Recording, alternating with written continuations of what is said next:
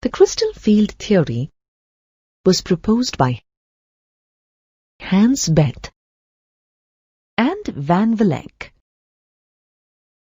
This theory gives a much more satisfactory explanation for the bonding and the properties of complexes than the valence bond theory.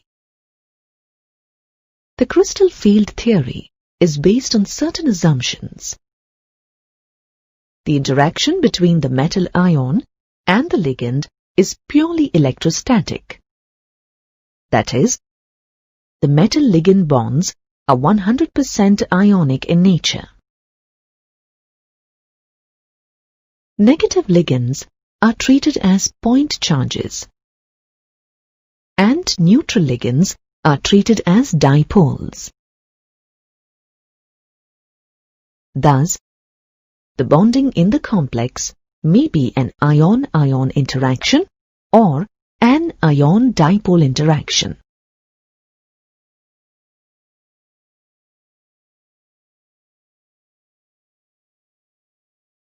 The 5d orbitals in an isolated gaseous metal atom or ion are degenerate. That is, they all have the same energy.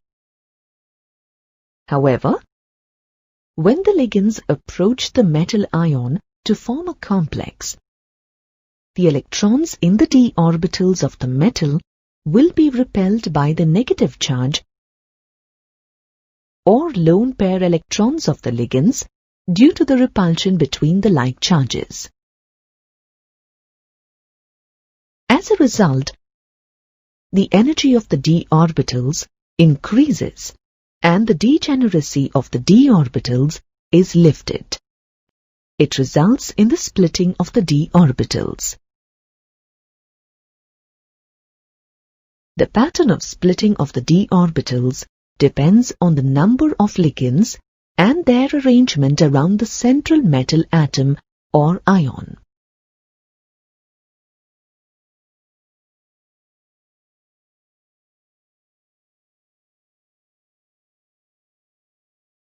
Let's look at the application of the crystal field theory to octahedral complexes.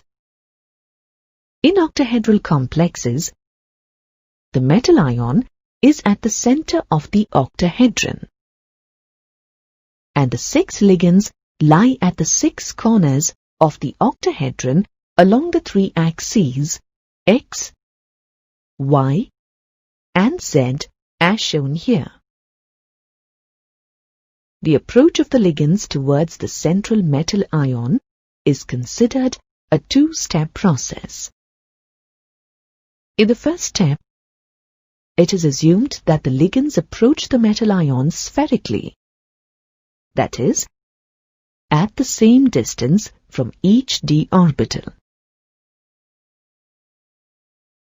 At this stage, the energy of all the d orbitals is raised by the same amount.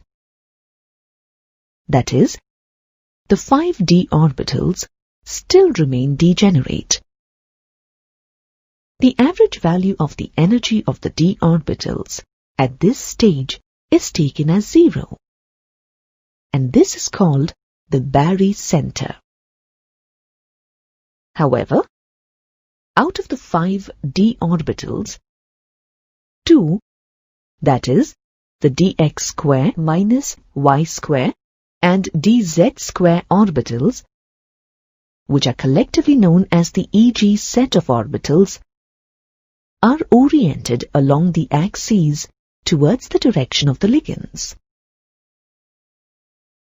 Thus, the Eg set of orbitals will experience more repulsion than the remaining 3 d orbitals. That is, the dxy, dxz, and dyz orbitals, which lie in between the axes. These 3 d orbitals are collectively known as the T2g set of orbitals. Consequently, the energy of the Eg set of orbitals increases, while that of the T2g set decreases relative to the average energy in the spherical crystal field. Thus, under the influence of the ligands, the degeneracy of the 5d orbitals of the metal ion is lost, and they are split into two groups of different energies. This effect is known as crystal field splitting.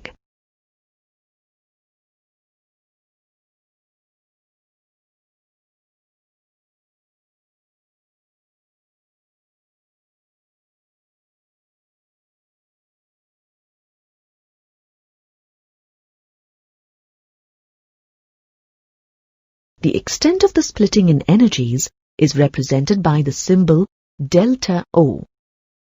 The subscript O indicates octahedral geometry. Due to this splitting, the energy of the two Eg orbitals will increase by 3/5 of delta O, while that of the three T2G orbitals will decrease by 2/5 of delta O. The magnitude of crystal field splitting depends upon the field strength of the ligand and the charge on the metal ion. Ligands that cause only a small degree of crystal field splitting are termed weak field ligands, while ligands that cause a large splitting are called strong field ligands. In general, the common ligands can be arranged in ascending order of field strength as shown here. The order remains practically constant for different metals, and this series is called the spectrochemical series. It is an experimentally determined series based on the absorption of light by complexes with different ligands. Now, let's assign electrons in the d orbitals of the metal ion with d4 configuration in the octahedral coordination entities. Obviously, the first, second, and third electrons occupy the low-energy T2G orbitals in accordance with Hund's rule. However, for the fourth electron, there are two possibilities. The first possibility is that it may enter a T2G orbital and pair up with an existing electron there. The other possibility is that it may enter the higher Eg orbitals. The exact path followed by the electron depends on the relative magnitude of the crystal field splitting, delta O, and the energy required for the electron pairing in a single orbital, that is, pairing energy P. If the crystal field splitting energy is less than the pairing energy, then the fourth electron enters one of the higher energy Eg orbitals, giving the configuration T2G3 Eg1. Ligands for which the crystal field splitting energy is less than the pairing energy are known as weak field ligands. The complexes formed with these ligands would be high-spin complexes. If the crystal field splitting energy is higher than the pairing energy, then the fourth electron enters a T2G orbital and pairs up with one of the electrons, giving the configuration T2G4 Eg0. Ligands for which the crystal field splitting energy is higher than the pairing energy are known as strong field ligands. The complexes formed with these ligands would be the low-spin complexes.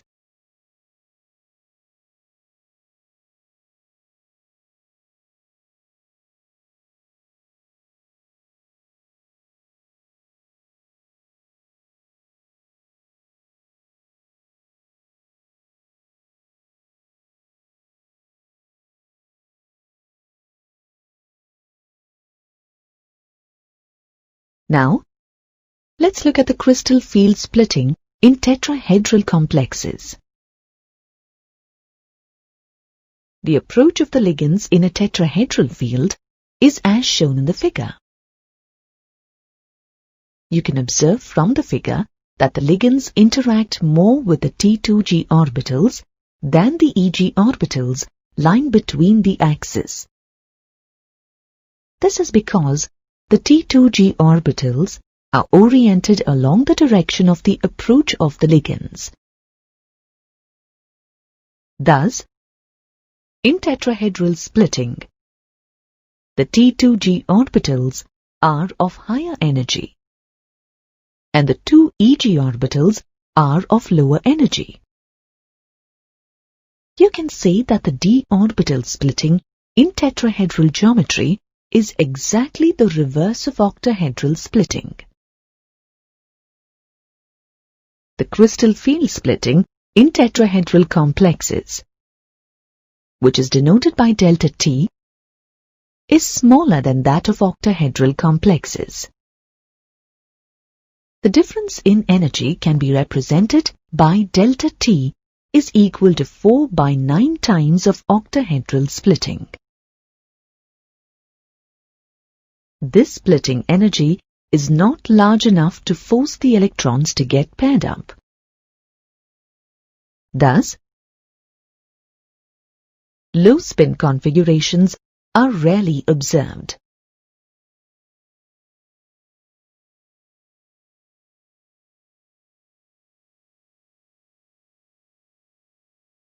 Transition metal atoms or ions with one or more unpaired electrons and their complexes exhibit color both in their solid and solution states. Let us see how a substance gets its color. When white light passes through a substance, it absorbs some of the wavelengths. The light transmitted by the substances is deprived of the wavelengths that have been absorbed. If absorption occurs in the visible region of the spectrum, then the transmitted light has a color complementary to the color of the light absorbed. Complementary color is the color generated from the wavelength left after the absorption. For example, for hexaacure titanium 3+, the maximum absorption occurs at 498 nanometer, which corresponds to the blue-green portion of light. The transmitted light is devoid of the blue-green portion, and hence the complex appears purple. The relationship between the absorbed and transmitted wavelengths can be readily understood from the table here. The origin of the color of coordination compounds can be readily explained in terms of the crystal field theory. As you have studied in the previous module, when a ligand approaches the metal ion containing unpaired electrons, the 5 degenerate d orbitals separate into two distinct energy levels, namely T2G and EG. When light of sufficient energy is incident on the metal ion, the electron in the low energy T2G orbital absorbs energy and gets promoted to the higher EG set of orbitals. White light minus the absorbed color becomes the color of the complex. Thus, the color of coordination compounds arises from the electron transition between the split d orbital energy levels.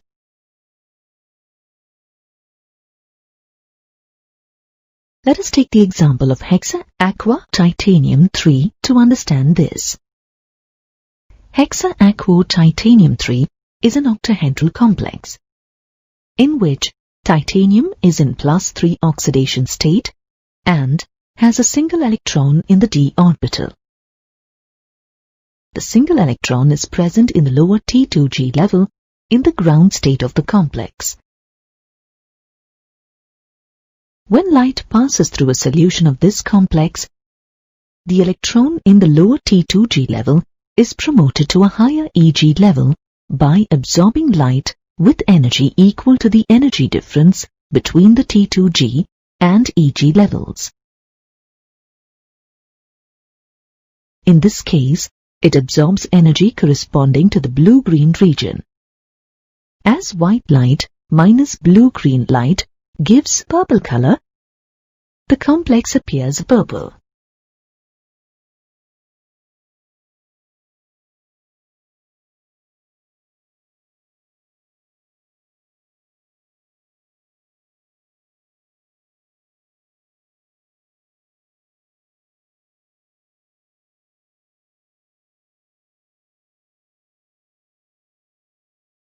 The color of gemstones like ruby and emerald is also due to the D to D transition of electrons within the d orbitals of the transition metal ion. Ruby is a pink to blood red colored gemstone. It is aluminium oxide in which a small fraction of Al3+ ions are replaced by chromium 3+ ions. The red color of a ruby is mainly due to the presence of chromium 3 ions. We may view these chromium 3 ions as octahedral chromium 3 complexes incorporated into the alumina lattice. This crystallographic arrangement affects each chromium 3+ ion, resulting in the D to D transition of electrons after the absorption of the yellow-green portion of light. As white light minus yellow-green gives red color, a ruby looks red. Emerald is a green variety of the mineral beryl. The green color of emerald is due to the presence of chromium 3+ ions. The chromium 3+ ions occupy the octahedral sites in beryl. Due to this arrangement, it absorbs the yellow-red portion of light and, in turn, transmits the complementary color green. Hence, an emerald appears green. It is important to note that in the absence of a ligand, crystal field splitting does not occur. As a result, the substance remains colorless.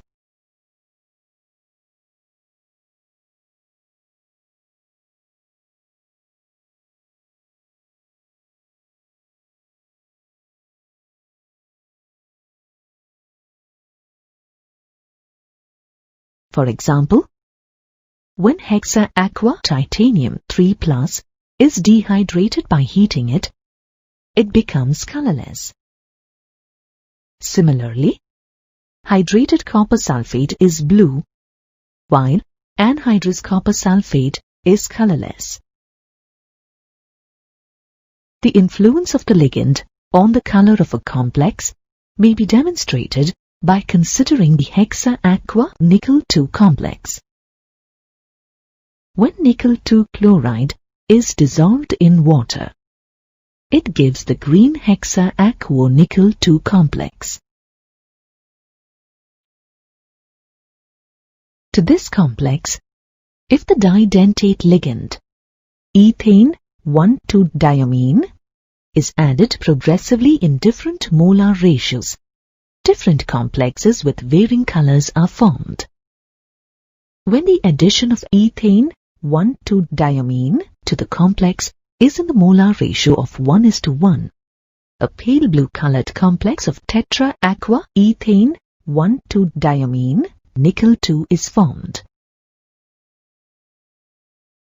When the addition is in the ratio of 2:1, a blue or purple colored di-aqua bis ethane 1,2-diamine nickel-2 is formed. Addition in the ratio of 3:1 results in a violet colored tris ethane 1,2-diamine nickel-2 complex.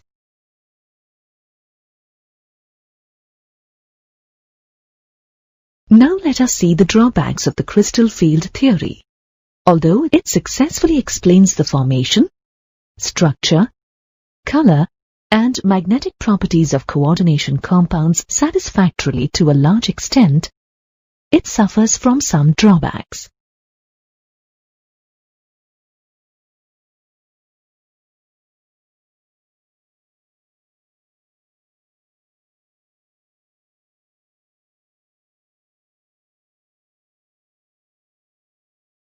If the assumption that anionic ligands are point charges is correct, then anionic ligands should act as strong ligands, and hence should exert the greater splitting effect. However, anionic ligands are actually found at the low end of the spectrochemical series. The other drawback is that it does not take into account the covalent character of bonding between the ligand and the central atom.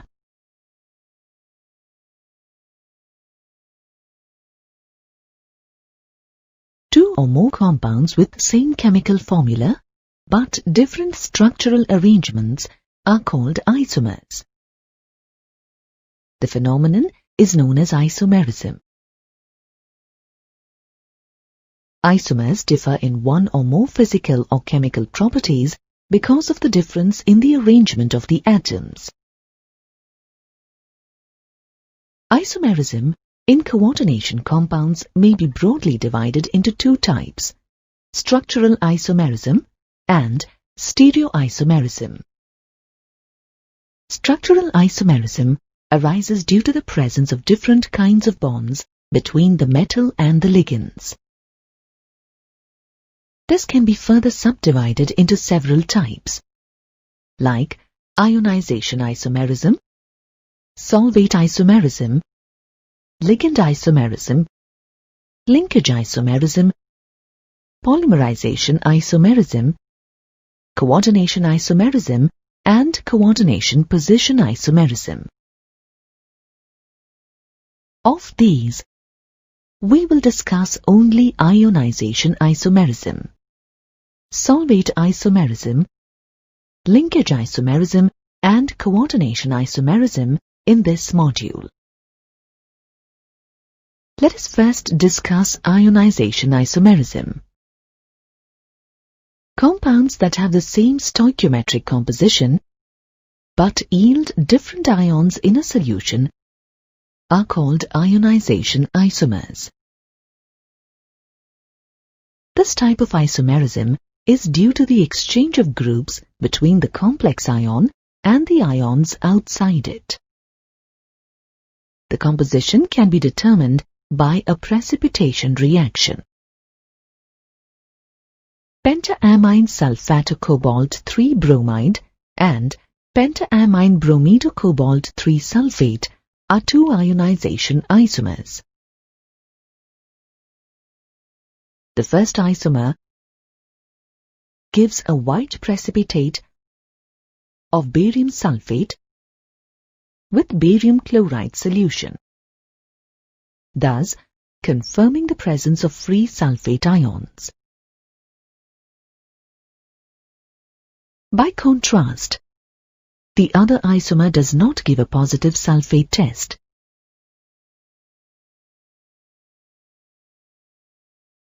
It does give a pale yellow precipitate of silver bromide with silver nitrate, confirming the presence of free bromide ions. Other examples of ionization isomers are tetraamine dichloridoplatinum 4 bromide and tetraamine dibromidoplatinum 4 chloride.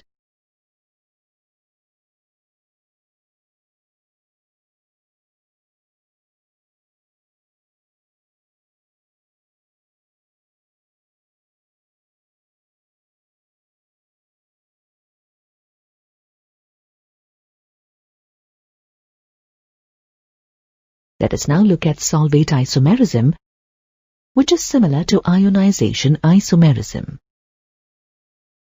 This form of isomerism is known as hydrate isomerism if water is involved as a solvent.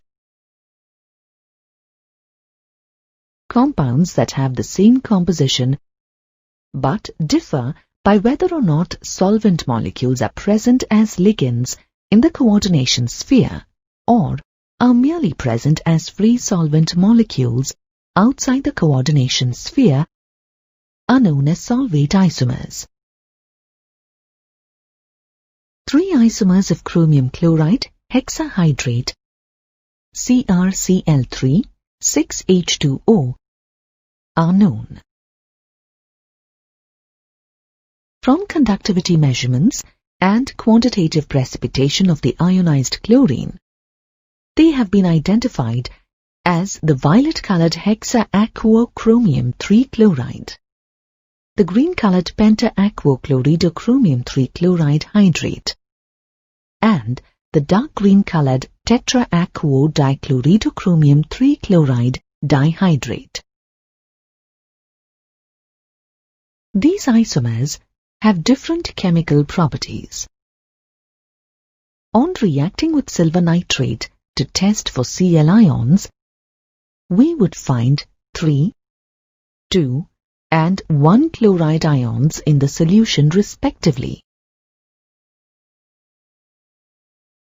The other type of structural isomerism is linkage isomerism. Linkage isomerism arises when a ligand can bind to a metal ion through any one of 2 or more different donor atoms. Thus, this type of isomerism is seen in the coordination compounds that have ambidentate ligands. For example, in the ambidentate nitrite ion, either nitrogen or oxygen atoms could act as the electron pair donors. Thus, there is a possibility of isomerism. 2 different complexes, each containing nitrite ions, have been prepared. For example, red pentaamine nitritocobalt 3 chloride, in which the nitrite ligand is bound through oxygen, and yellow pentaamine nitrocobalt 3 chloride, in which the nitrite ligand is bound through nitrogen to the metal ion. Similarly, the thiocyanate ligand, SCN, may bind to the metal through sulfur to give complexes of the type MsCN or through nitrogen to give MnCS type of complexes.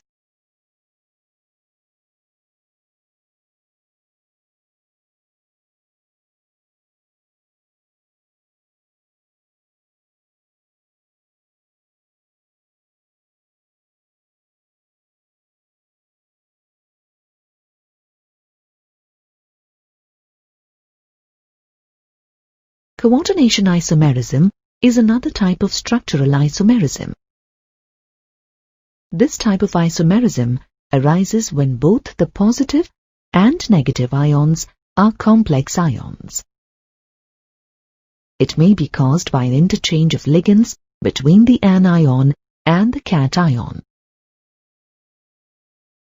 For example, in the complex hexaamine cobalt 3 and hexacyanochromate 3, the ammonia ligands are bound to the cobalt 3 plus ion, while the cyanide ligands are bound to the chromium 3 plus ions. In its coordination isomer, hexaamine chromium 3 hexacyanocobaltate 3, the ammonia ligands are bound to the chromium 3, while the cyanide ligands are bound to the cobalt 3 plus ions. Let's now look at stereoisomerism. Compounds with the same chemical formula and chemical bonds, but different arrangement of atoms or groups in space, are called stereoisomers.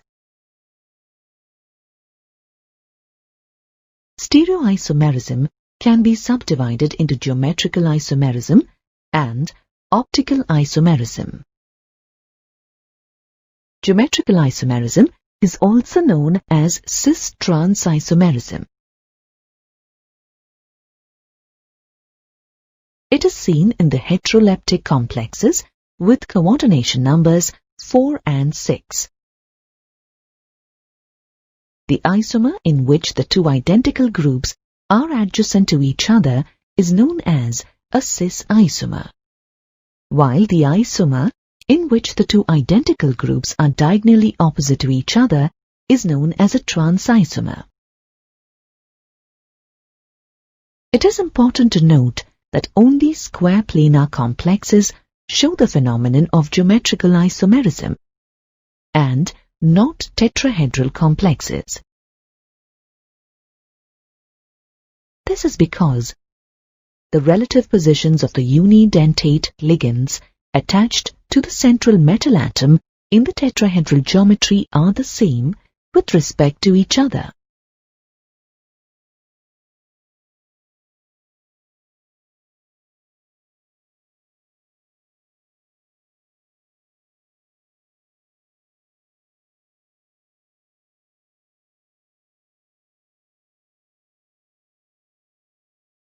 In square planar complexes, compounds with the general formula Ma4 and Ma3b do not show geometrical isomerism. Here, M is a metal ion, while A and B are monodentate ligands. The square planar complexes shown here usually show cis-trans isomerism. The first complex is of the type Ma2b2. The best example of this type is diamine dichloridoplatinum 2. Both cis and trans isomers of this complex are shown here. The second complex is of the type Ma2bc. Diamine bromidochloridoplatinum 2 is an example of this type of complex. Another type of square planar complex is the MaBCD type. Platinum 2 forms a number of complexes of this type. Such complexes exist in three isomeric forms. For example, amine bromidochloridomyridine platinum 2. The three isomers of this complex can be seen here. Now, let's look at the geometrical isomerism in octahedral complexes. Ma6 or Ma5b types of octahedral complexes do not show geometrical isomerism. Complexes of the type Ma4b2 and Ma3b3 and complexes that have unidentate and symmetrical bidentate chelating ligands of the type MAA2b2 exhibit geometrical isomerism. Dichloridotetraamine cobalt 3 is an important example of a complex of the Ma4b2 type. The cis and trans isomers of this complex are shown here. An important Ma3b3 type of complex is trichlorido-tripyridine rhodium 3. In one of the isomers shown, you can see the three donor atoms of the same type of ligands occupying adjacent positions at the corners of an octahedral face. Such an isomer is known as a facial isomer. In the other isomer, called a meridional isomer, the position of the ligands are around the meridian of the octahedron. Now, let's look at MAA2b2 type of complexes containing monodentate and symmetrical bidentate chelating ligands. Here, AA is a symmetrical bidentate chelating ligand in which A and A indicate two similar coordinating atoms, while B is a monodentate ligand. The cis and trans isomers of dichlorido-bis-ethylene diamine cobalt-3 are shown here.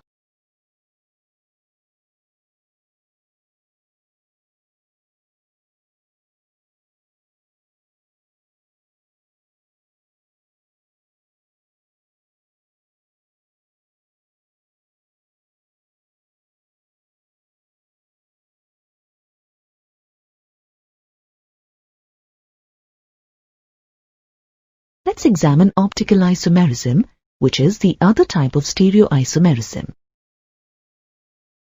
When the solutions of certain coordination compounds are placed in the path of plane polarized light, they rotate its plane through a certain angle that may be either to the left